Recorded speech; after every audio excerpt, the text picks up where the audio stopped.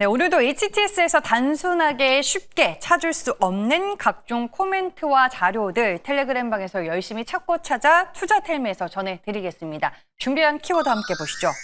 역시 주가의 큰 조정과 논란은 기회가 되는 걸까요? 요즘에 원전을 보면서 그런 생각들 많이 하고 계실 텐데 이런 섹터와 종목이 또 있습니다. 잠시 후에 확인해 보시길 바라겠고요.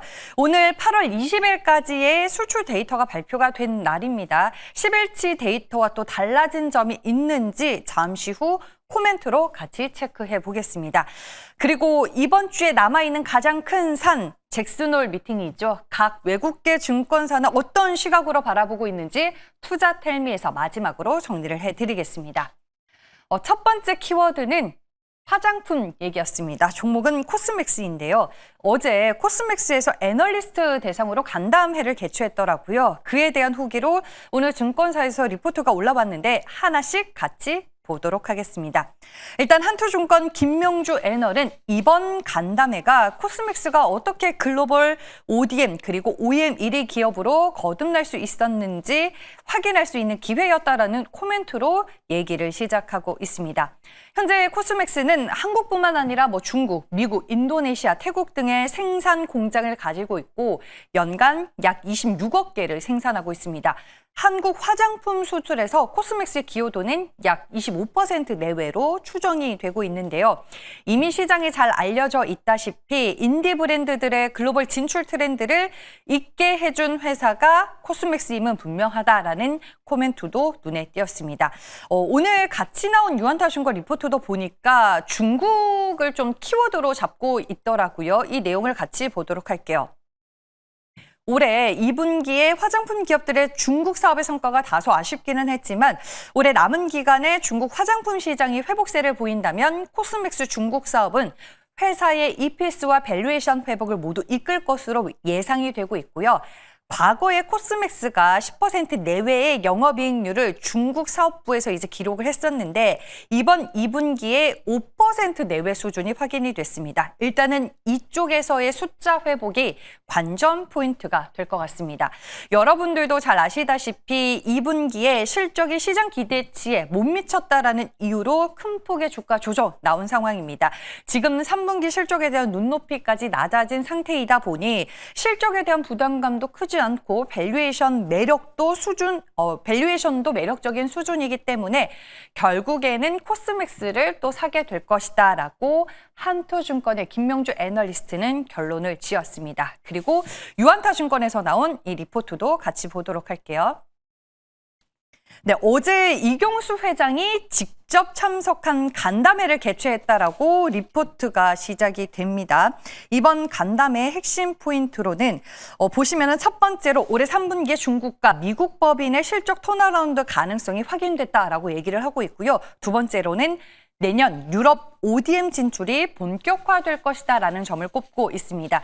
유럽 같은 경우에는 독자적인 진출은 아니지만 현지 파트너와의 공동 진출 전략을 통해 추진이 되고 있다고 합니다. 텔레그램 방장이 아주 친절하게 저렇게 노란 줄까지 형광펜으로 그어놨는데 그 부분이 결국에는 새로운 모멘텀이 될 것이다라는 게 유한타증권 이승은 애널의 결론이었습니다.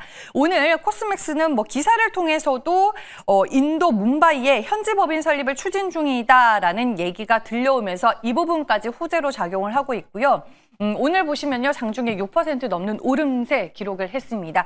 오전장부터 상당히 견조한 주가 오름세 연출을 했고요. 일봉 차트 보시면요. 네, 실적 때문에 주가가 이렇게 불어졌었죠. 하지만 이번 주 들어서 내내 주가 반등을 하고 있습니다. 어제도 5%대로 강한 상승세 보여줬었는데 시장이 그렇게 흔들렸음에도 불구하고 코스맥스의 주가는 강하게 반등을 해줬다라는 점이 의미가 있죠. 오늘 역시나 추가적인 상승 나와주고 있고 일단은 주가가 저기 부러진 구간까지 차근차근 어떻게 회복을 해 나가는지가 중요할 것 같습니다. 이렇게 해서 코스맥스의 NDR 후기 텔레그램방에서 같이 살펴봤습니다.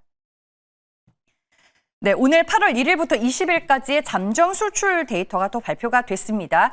10일치까지의 수출 데이터가 확인됐 있었던 날 여러분들 기억하실런지 모르겠습니다. 일단 데이터가 부진하다라는 이유로 화장품 섹터가 그날 가장 먼저 주가 타격을 받았었죠. 20일치에서는 숫자들이 좀 달라졌는지 아래태군의 텔레방 보면서 같이 정리를 해보겠습니다. 네, 먼저 라면입니다. 10일치까지 데이터 라면 쪽도 역시나 아쉬웠었습니다. 하지만 20일 데이터를 보니까 좀 올라오는 견조함이 확인이 됐고요. 특히 미국향은 벌써 7월 수치를 따라잡기는 했는데 역시나 관세 영향으로 2분기에 1개월치 미국 선적을 미리 보내서 미국향 수출에 대한 기대는 지금 현 시점에서는 낮춰서 보는 게 맞다고 합니다. 그리고 건기식은 중국향 데이터가 여전히 최고 신기록과 유사한 추이를 유지하고 있고요. 주요 건기식 업체들의 2분기 실적이 좋았던 만큼 3분기도 기대가 가능한 상황이라고 합니다. 대표적인 관련주로는 노바렉스와 서흥이 있는데 건기식 쪽에서의 중국 수출 데이터는 노바렉스의 실적과 연동이 된다는 점 다시 한번 꼭 기억을 하시길 바라겠습니다. 반도체 쪽의 수출 이번에 괜찮았던 것 같아요. 디램과 낸드 수출 추이 양호하고 오늘 전체적으로 반도체 소부장 쪽에서도 수출 데이터가 좋았던 것들이 확인이 되고 있습니다. CCL도 10일치는 우려스러웠는데 무난한 수준까지 지금 숫자가 올라왔고 프로브카드는 반도체 제조 공정에서 이제 사용이 되는 중요한 장비인데 종목으로는 TSE를 꼽을 수 있겠습니다. 이쪽도 3분기 실적 기대감 유효하다고 합니다. 네, 보일러는 HRSG 이쪽이죠. 전반적으로 수출 추이 양호하고 일평균 추이가 크게 올라오고 있어서 향후 관심이 필요해 보인다라는 코멘트가 눈에 띄었습니다. 관련주로는 BHI가 있습니다. 본행제는 수출 추이가 2분기 대비해서 조금씩 더 좋아지고 있다고 합니다. 관련주로는 동성화인텍과 한국가본을 꼽을 수가 있습니다. 전반적인 평가 한번 볼게요. 10일까지의 데이터는 조업 일수가 많이 부족해서 아쉬웠지만 20일 데이터로 보니까 괜찮은 섹터와 종목들이 다시 생기고 있다는 코멘트가 있었고요. 관련주들 제가 이렇게 12개로 꼽아봤습니다. 네, 삼양식품 노바렉스 오늘 견조한 주가 상승세 보여주고 있고요. 두산이 5% 넘게 오르면서 강한 상승 흐름 연출을 하고 있습니다. TSE와 SNS텍 역시나 상승을 하고 있는데 블랭크 마스크 대만양 수출 금액이 이번 8월 20일치까지의 수출 데이터에서 급증한 것으로 확인이 됐고요. 뿐만 아니라 ISC, 리노공업, 삼성전기도 수출 데이터 견조한 것으로 추정이 되고 있습니다. BHI 오늘 원전 쪽 이슈까지 더해지면서 7%대 강한 상승 흐름 눈에 띄고요. 동성화인텍과 한국가본은 다소 엇갈린 주가 방향성을 나타내고 있습니다. 네, 이렇게 해서 또 투자 아이디어가 될 만한 수출 데이터 정리를 해봤고요. 마지막으로는 잭슨홀 미팅으로 준비를 해봤습니다. 앞서 언급드렸다시피 이번 주 국내 증시에 남아있는 가장 큰 산 잭슨홀 미팅입니다. 각 외국계 증권사는 어떤 시각으로 보고 있는지 정리를 해보도록 할게요. 일단 공통된 의견은 9월 FOMC 전에 마지막으로 제롬 파월 미 연준 의장이 시장에 신호를 줄 거다. 하지만 직설적인 가이던스는 제한이 될 거고 결정적인 신호는 없을 것이다라고 공통적으로 얘기를 하고 있습니다. 그래서 전략 측면에서 인하와 동결 모두 가능성을 열어두는 옵션 유지 전략이 필요하다라고 얘기를 하고 있습니다. 그래서 시장이 이미 9월 금리 인하를 너무 앞서서 반영한 상황이기 때문에 제롬 파월 미 연준 의장이 이를 조절할 가능성이 크다라는 게 각 주요 외국계 증권사들의 공통된 목소리였습니다. 그러면 주요 차이점은 어떤 것들이 있는지 한번 보도록 할게요. 먼저 골드만삭스와 시티는 파월이 직접 말은 아끼겠지만 결국 9월 인하 지지 쪽으로 기울 것이다 라고 얘기를 하고 있고요. 모건 스탠리 같은 경우에는 시장이 비둘기적 기대를 과도하게 반영했기 때문에 파월이 일부러 매파의 톤으로 제동을 걸 것이다라는 전망을 내놓기도 했습니다. HSBC는 단기 인하보다는 2026년까지의 금리 경로 그리고 연준의 독립성 이슈가 더 중요하다라고 얘기를 하고 있고요. UBS는 금리 방향보다는 파월 의장의 발언 톤에 따라서 금, 구리와 같은 원자재 가격의 단기 급등력이 클 수 있다는 분석을 내놓기도 했습니다. 결국에 큰 기대감을 가지지 말자라고 결론이 나왔고요. 일단 제롬 파월 미 연준 의장이 9월 FOMC를 앞두고 마지막으로 하는 스피치가 될 가능성이 크기 때문에 일단 시장에 어떤 신호를 주는지 그거 확인하고 가자, 이렇게 요약 정리를 해볼 수 있겠습니다. 이렇게 해서 투자자분들에게 꼭 필요한 내용만 모아서 투자텔미에서 전해드렸고요. 이제 MBN고도 최현덕 매니저 만나볼 시간입니다. 안녕하세요. 네, 안녕하십니까. 최현덕 매니저입니다. 네, 오늘 시장에서는 어떤 뉴스 좀 중요하게 볼까요, 매니저님? 네, 일단 시장이 지금 3일째 빠지고 나서 오늘 좀 반등이 나서고 있습니다만 그 반등 폭이 좀 제한적이죠. 지금 시장의 악재가 이제 해소가 된 건 아니기 때문에 V자 반등은 힘들 수 있다 이렇게 말씀드렸는데 아마 제가 볼 때 다음 주 한미 정상회담을 앞두고 있어서 본격적인 상승 모드에 속도가 되는 거고요. 내일까지는 아마 상승된 반등 속에서 시장은 좀 지지부진할 것 같고 다음 주에 큰 급등이 나올 수 있기 때문에 그거를 좀 준비하자는 차원에서 이 한미 정상회담과 관련된 내용들을 좀 말씀을 좀 드려볼까 합니다. 한미 정상회담은 일단 올해 같은 경우는 원전이 또 급등하고 있죠. 결국 원전 쪽에 있어서 그 웨스팅하우스의 어떤 굴욕적인 협약 때문에 빠지긴 했지만은 결국 이 미국 원전에 진출할 수 있다라고 해서 또 한미 정상회담의 중요한 의제가 원전이 될 수 있어서 오늘 어제부터 오늘까지 큰 반등이 나서고 있는데 결국 다음 주에는 이 반도체에 대한 대미 투자 발표가 나올 수밖에 없거든요. 아마 한미 정상회담을 전후로 해서 축가될 가능성이 있긴 한데 어쨌든 대미 투자 발표가 나올 겁니다. 그렇기 때문에 삼성전자도 그렇고 한시도 그렇고요. 또 배터리 쪽에서 2차 전지까지도 이 대미 투자가 나오게 되면은 관련 기업들은 급등할 수밖에 없겠죠. 그런 기업들을 싸게 살 수 있는 기회인데 일단 삼성 같은 경우는 삼성 파운드리가 이 수율이 안 나왔기 때문에 사실 되게 힘든 상황이었던 건데 이번에 테슬라 수주에 이어서 10일 만에 애플 수주까지 나와주면서 기사가 회생하고 있고요. 얼마 전에 이제 이재용 회장이 미국 갔다 오면서 이 엔비디아와 아마존의 대표자까지 만나고 와서 추가 수주까지 나와주고 있습니다. 그렇게 되면서 사실 다음 주에 삼성전자는 10조 플러스 알파라고 말씀드렸죠. 작년에 없앴던 10조에 대한 투자까지 다시 복원하면서 플러스 알파까지 나올 것이다. 그러면 아마 제가 볼 때는 이 전례 없는 이 대규모 투자가 나올 것 같습니다.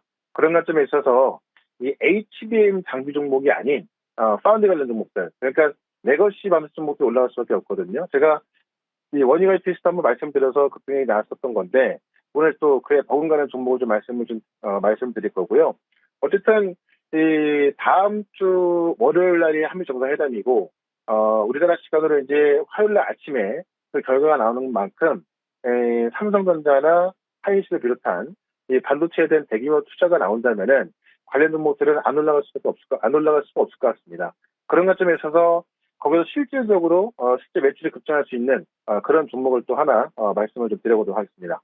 네, 앞서 저도 말씀드렸다시피 이번에 디램과 HBM 수출 단가 역대 최고치를 기록하면서 수출 데이터 좋았고 여기 이제 플러스로 반도체 쪽은 호재가 될 만한 재료거리가 좀 많다라고 말씀을 해주셨습니다.